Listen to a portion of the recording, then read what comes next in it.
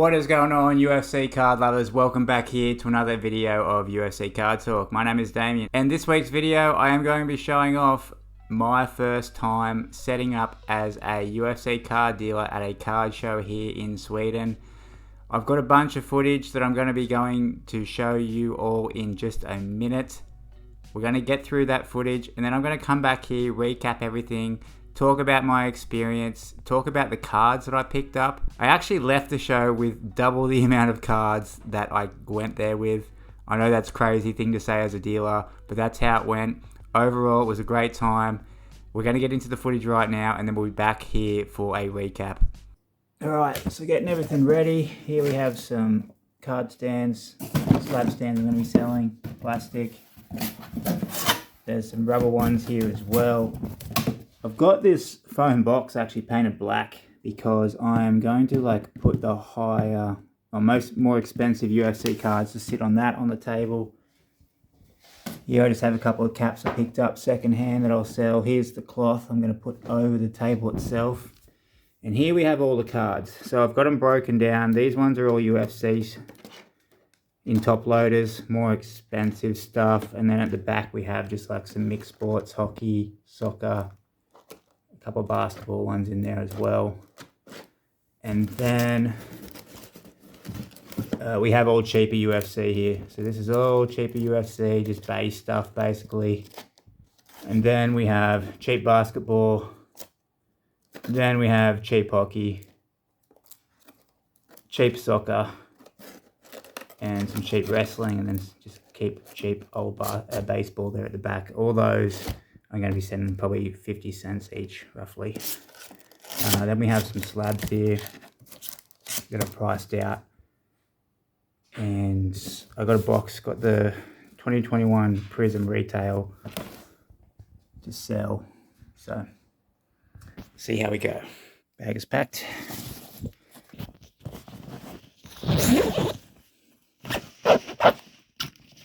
Let's go.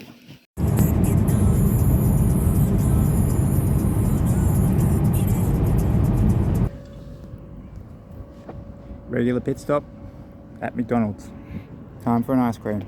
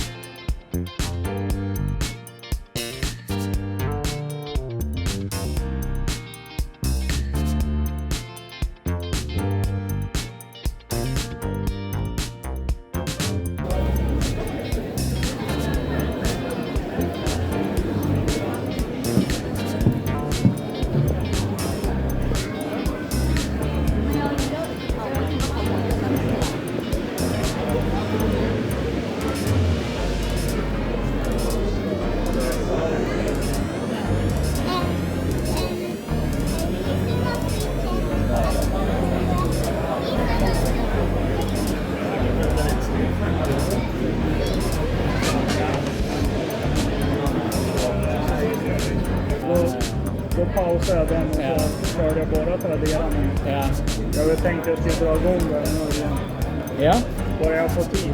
Ja, det är Allting ja. annat. Ja. Men det, man måste ju ta sig tid. Annars blir det inte gjort. Nej. Men du har du fysiskt? Nej, du har... Nej, jag har ingen fysisk än i alla fall. Nej. Jag hoppas väl. Ja. Ja. Nej, om du har en hemsida så länkar jag jättemycket.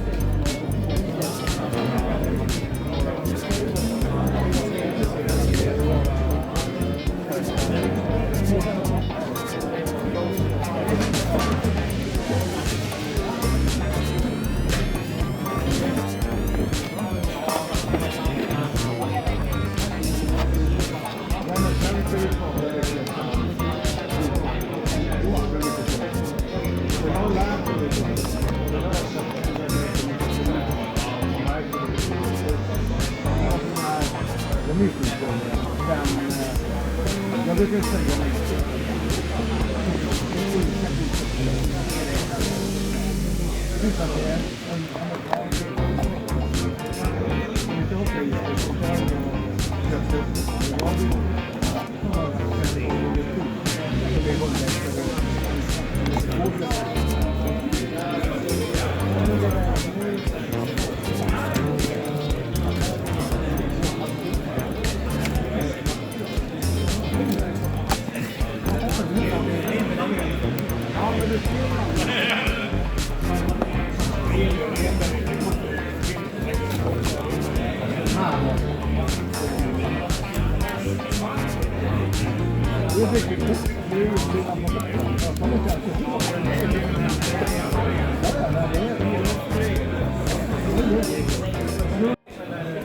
Alright, so it's pretty much the end of the first day here, and yeah, it was busy. It was a busy show.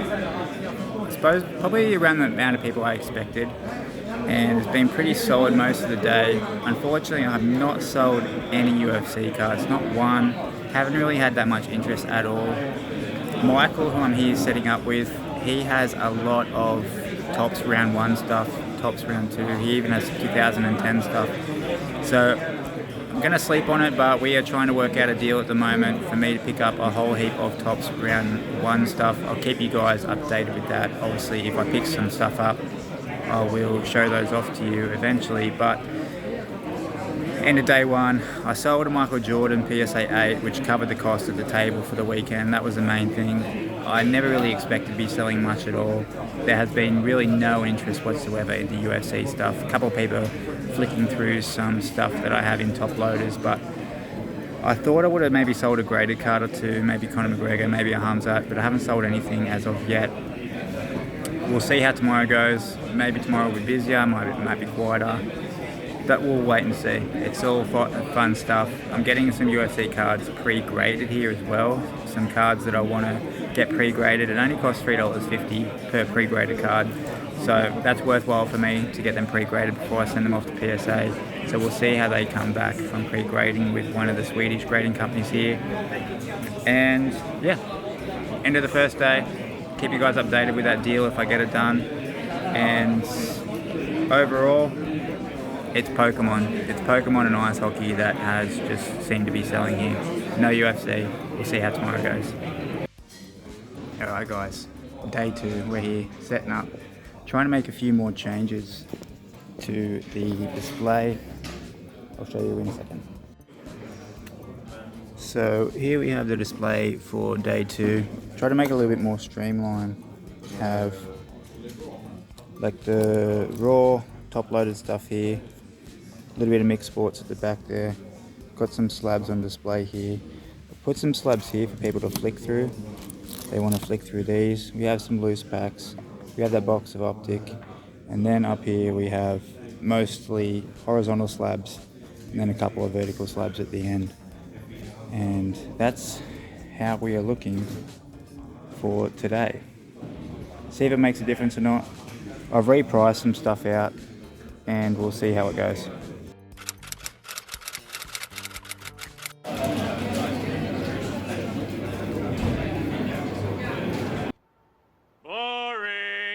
Alright, so here's the results from the pre-grading. I got these two 2015 Conor McGregor fight posters pre-graded. Both of these got an 8 with the Swedish card grading company Railcard, and then also with this Black Velocity from 2022 Optic for Max Holloway, that got between an 8 and a 9. So what I'm thinking about doing with these is I'm probably going to send away one of these 8s to PSA as an experiment, see how accurate this grading company has been. If it gets a PSA 8, not the end of the world. And then if it gets higher than an 8, say for example the card that I send away, probably this one, it gets a 9, then I know it's worthwhile to send away this one and then this one as well. But we'll start with this one first, see how this does at PSA, and obviously I'll keep you guys updated when I do eventually get that one back in a little while. Check out this gold GSP round 1 PSA 9 and Dan Severin in the rare card gold 8, Anderson Silva gold PSA 9 round 1. Got the gold Dana rookie 7,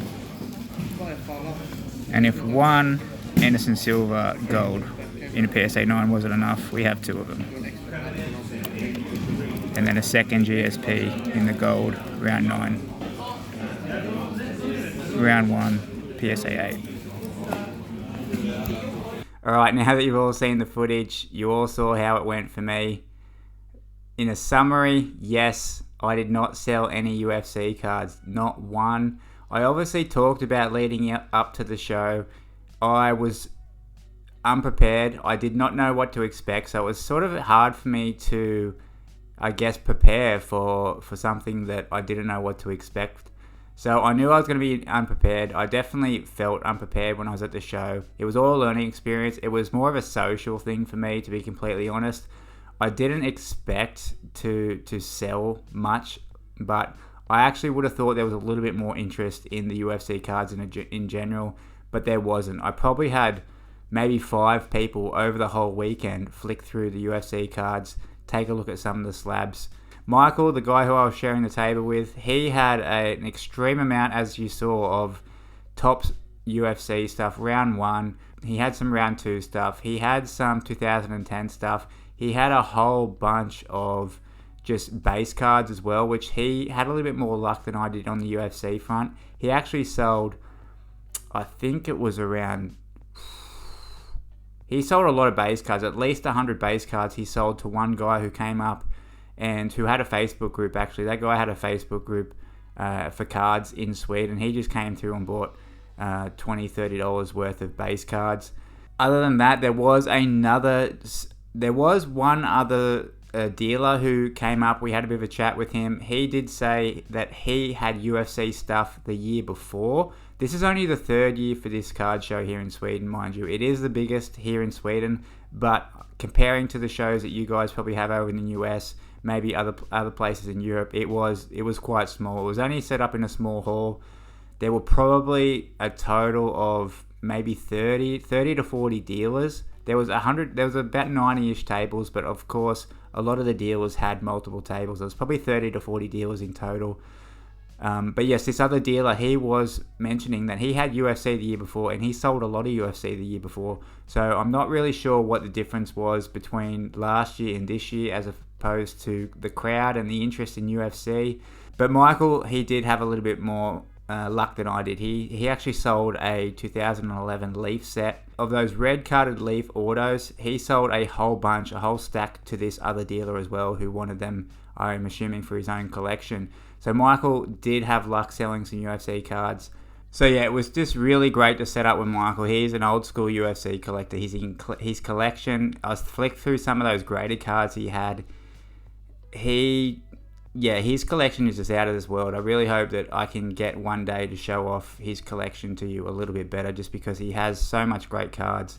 Speaking of which, those Topps round 1 gold cards that I showed you that are all in PSA 8 or 9 slabs, they are his. If anyone is interested in those as a serious offer, he doesn't need to sell them or he's not super motivated to sell them. But if you are a collector and you really want a GSP rookie gold in a PSA 9 from 2009 Topps round 1, then you are more than, and you do have a serious offer, then you are more than welcome to get in contact through me, and I will get you in contact with Michael, and you guys can sort the rest out. But as I said, that's only for serious people as well who are with serious offers, because otherwise he is more than happy to hold on to those cards, and which he should, because they are really, really big cards in my opinion. But yeah, once again, thank you to Michael. I had such a great weekend just talking UFC cards with you, meeting you for the first time, getting to see cards in your collection, and then once again, you really hooked me up with a great deal to help out the UFC Card Talk eBay store. So very appreciative to you. Now let's get over to the back here, and I can quickly show off some of my cards before we wrap up the video. So first and foremost, we have this whole box here. This is all Topps UFC round 1 stuff. They're all just bases. Who we got there? We got Czech Congo. So we have a whole stack of round 1 stuff. We also have some nicer cards from round 1. We have this Matt Serra. It's the gold. The gold's obviously not numbered, but estimated print run of about 465. We've got the Matt Brown gold there as well.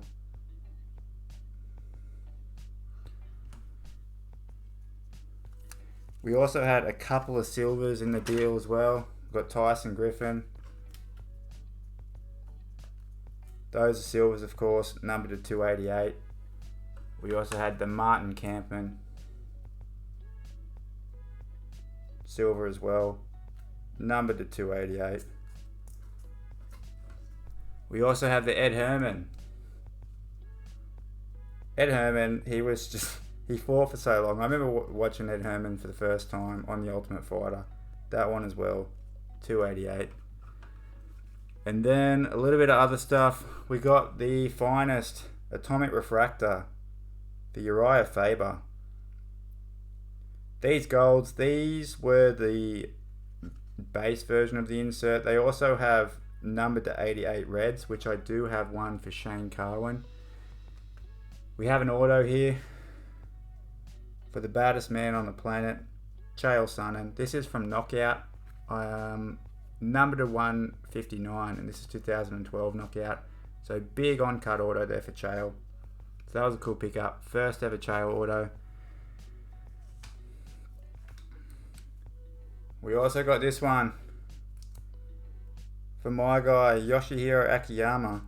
This is from Topps Series 4, and it's also the silver. So this is his debut. This is his rookie card. 50 of 188. Was super psyched to get that one for my guy Yoshihiro. We also have, as I drop a card over there, we also have the Kimbo Slice debut. This is also from Topps Series 4, 2010, but not numbered or anything, but the base, but just the rookie card for Kimbo Slice.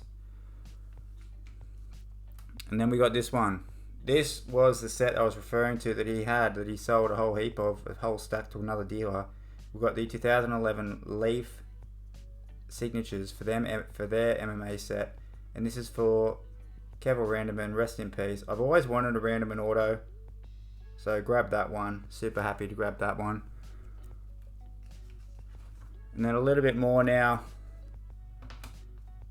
of the pop culture stuff.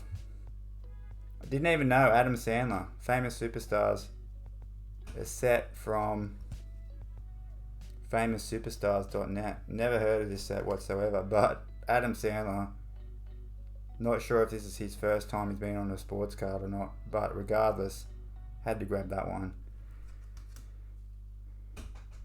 We also have the 1991 WCW. We've got the Steiner Bros.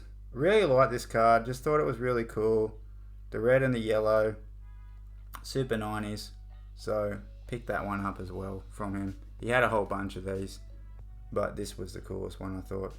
Scott Steiner, Papa Pump, represent. You see, when Big Papa Pump comes to town, all my hooches come around. We also have this man from the Famous Superstars. Da da da da da. It's the motherfucking D-O-double-G. Snoop Doggy Dogg. This is 1991 as well, I believe. I'm not sure if Snoop Dogg has had a card before this, but I saw that one and thought, what the heck, had to grab that one. And the last pop culture card I got, I had to get this one. This one was just, it spoke to the inner child inside me. It's this lenticular card of Krusty the Clown. We can see there it's, hey kids, and then it's, Are those our ratings? Let me see. I lost to Channel Ocho. What the hell is that? that one's from Skybox from 1994. So just a really cool art card. The lenticular stuff, this was really popular in the 90s, and that was the best time of my childhood. So Simpsons, loved that show as a kid, who didn't? So I had to grab that one as well, just when I saw it. I've never seen that card before, picked that one up as well. So yeah, there will be a whole bunch of these Topps round 1 cards. They will be going up on my eBay store over the coming weeks. Be pumping out a whole heap of these ones. So if you are interested in some cheap 2009 round 1 stuff, you can check out my eBay store in the link description below. But thank you again to Michael. Finish off this video, guys. That was my recap of my card show experience setting up for the first time. And I'll see you again next week at UFC Card Talk.